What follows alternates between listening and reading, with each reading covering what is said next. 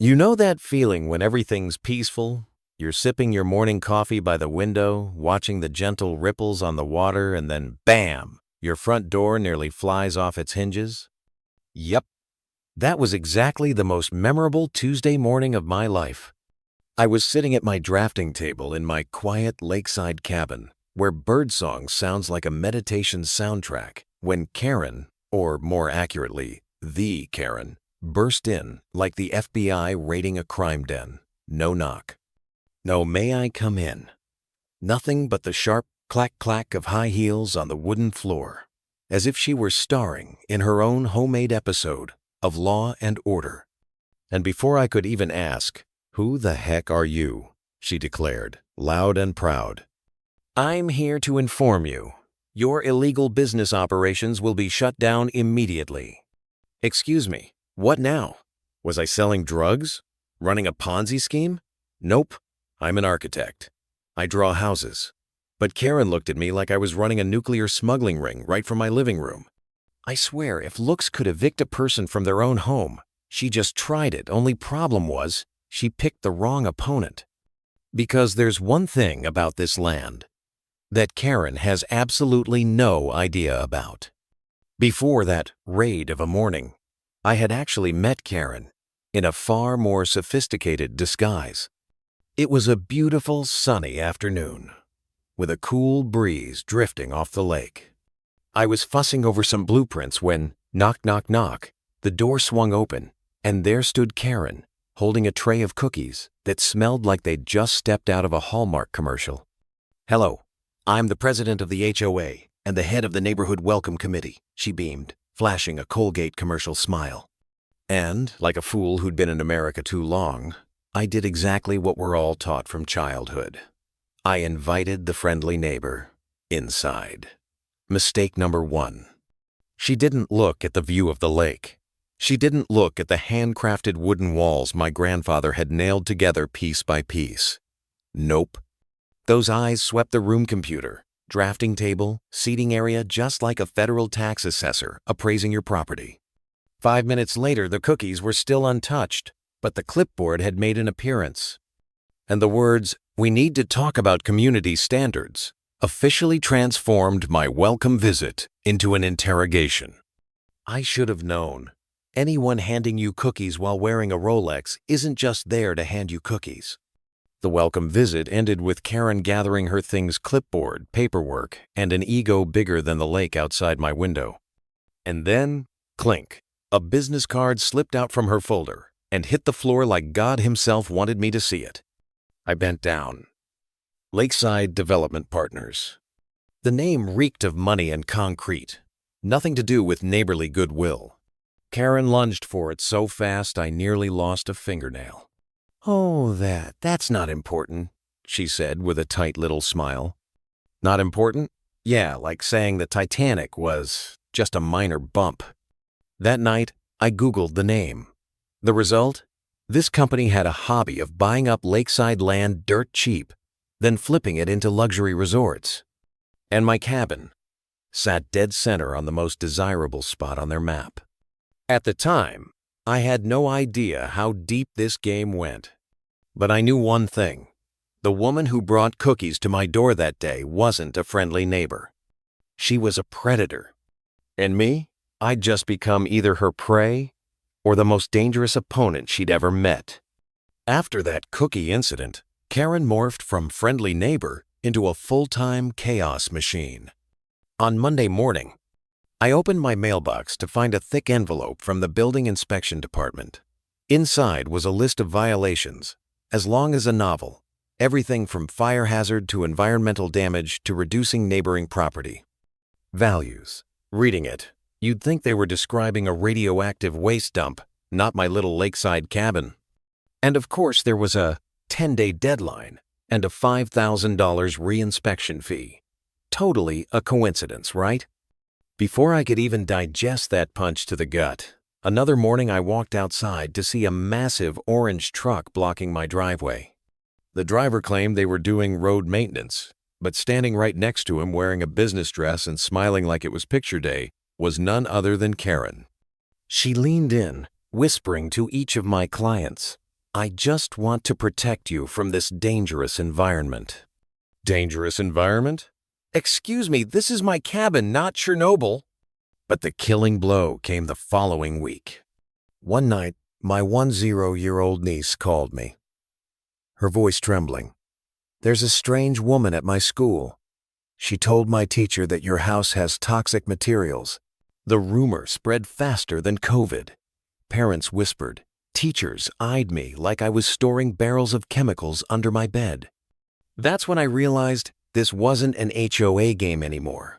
She had set her sights on my family. And trust me, once Karen crossed that line, the game had no rules left. The cookies had expired.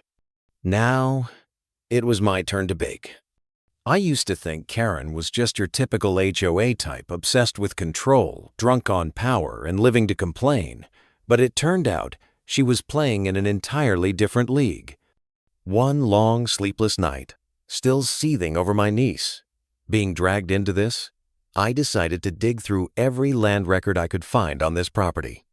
You know the kind. Documents so old the ink was handwritten. The paper yellowed like a treasure map from an Indiana Jones movie. And then, I found it.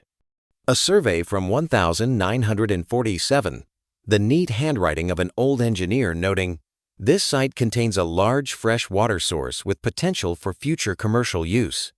In that moment, everything lit up like high beams in the dark. Karen didn't just want my cabin gone to fix community violations. She wanted the aquifer sitting directly beneath my home. Water in America is money. A large enough source can supply an entire town or fill someone's bank vault to the brim. The resort plan was just the tip of the iceberg. The part below? A multi-million-dollar water rights deal stretching decades into the future. Suddenly, every hit Karen had thrown at me, the violation letters, the roadblock truck, the smear campaign, wasn't random harassment. It was the opening act of a strategic land grab. She thought she was hunting a fat, easy deer. But unfortunately for her, this deer knows how to shoot back. Once I understood Karen's real game, I knew I couldn't fight this battle solo.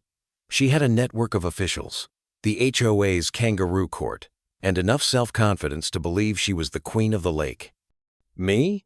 I had a stack of blueprints, a raging sense of injustice, and high-speed internet. But then I remembered 2 years ago, I designed a veterans center for the governor. Yes, the governor. The one who once shook my hand and said, "We have to work together again." At the time, I thought she was just being polite. Now, I considered that sentence a blood oath. I called the governor's office directly, no small talk.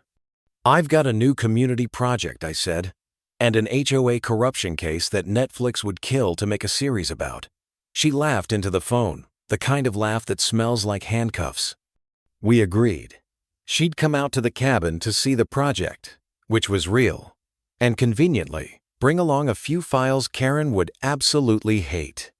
It was the perfect setup. Karen would think I'd hired some high-priced attorney, when in reality, I'd invited the only person in the state who could sign an order to investigate her entire little army. Karen wanted a showdown? I'd give her one. But this time, the battlefield wouldn't be the HOA.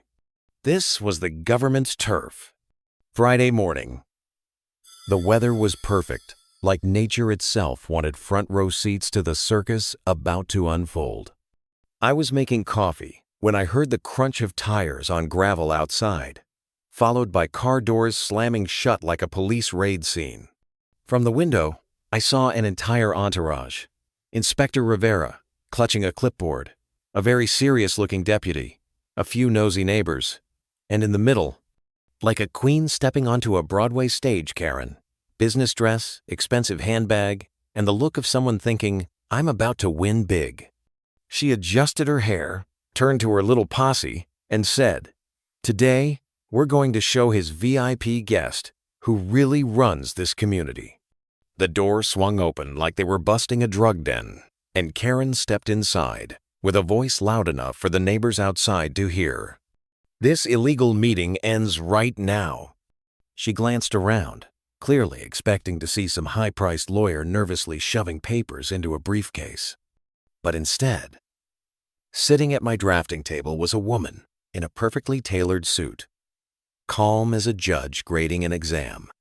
Before Karen could even react, the woman stood, extended her hand, and said, "Hello, I'm the governor of this state. I'm here today to review Mr. Cooper's community project." If looks could make a sound, I swear I heard a loud crack in Karen's head. She froze, mouth open, but no words coming out. She had come to show off her power, but instead had barged straight into a state government meeting. And that, ladies and gentlemen, was the moment I knew this game was officially checkmate. The air in the room went heavy, like someone had just shut off the AC. The governor stood there, handshakes light, her smile polite, but sharp enough to cut glass. She set a thick stack of files about the size of a 1,995 phone book on my drafting table. "We've been investigating this area for 8 months, she said. "And Karen, you just helped me wrap it up sooner than expected." I swear Karen's face looked like she'd just licked a 9-volt battery. The governor began pulling out pieces of evidence, like a magician pulling scarves. Emails between Karen and Lakeside Development about targets to clear out, bank statements showing a $500,000 consulting fee, recordings of calls plotting how to fabricate violations. Rivera Karen's go-to inspector went pale as plaster, and then bang, the front door outside swung open and 2 state investigators walked in, reading him his rights right there in my driveway. Honestly, I had never enjoyed a cup of coffee more than I did that morning. The deputy stammered, I was misled. I didn't know anything." The governor nodded, made a note. Cooperative, no charges. Karen shot him a glare that could have cut steel. And then, it was the HOA queen's turn to be escorted out. The handcuffs gleamed like a brand new fashion accessory. Neighbors lined up to watch, phones held high like they were live streaming the Grammys. "Cookies? She once brought those to my door." "Handcuffs? I just returned the favor." As the car carrying Karen rolled away, I realized sometimes justice isn't late. It's just waiting for the perfect moment to make an entrance.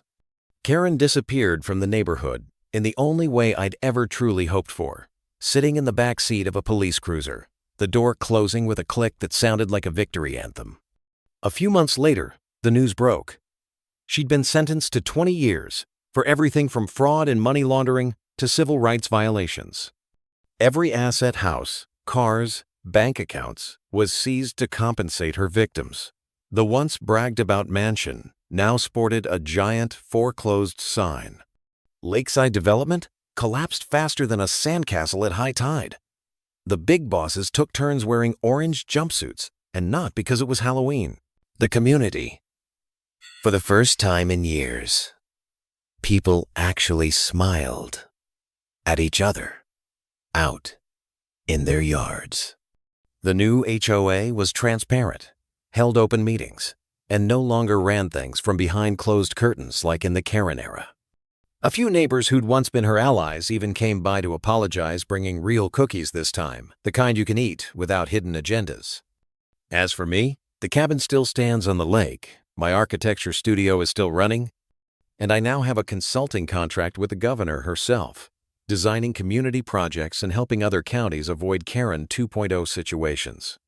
Karen thought she'd get to write the final chapter of this land story, but guess what? I'm the one holding the pen. And my final chapter has a happy ending. These days, I still start my mornings at the drafting table, hot coffee in hand, watching the ripples roll across the lake. The only difference? No one barges into my home anymore, like they're filming an episode of Cops. Every now and then, I see a few strangers lingering on the road, pointing toward the cabin.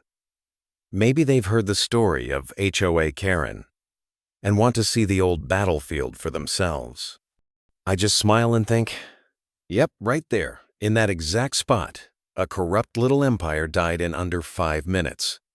And I'll never forget the look in Karen's eyes when the cuffs went on some strange cocktail of shock, rage, and just the tiniest hint of, okay, you win. The lesson?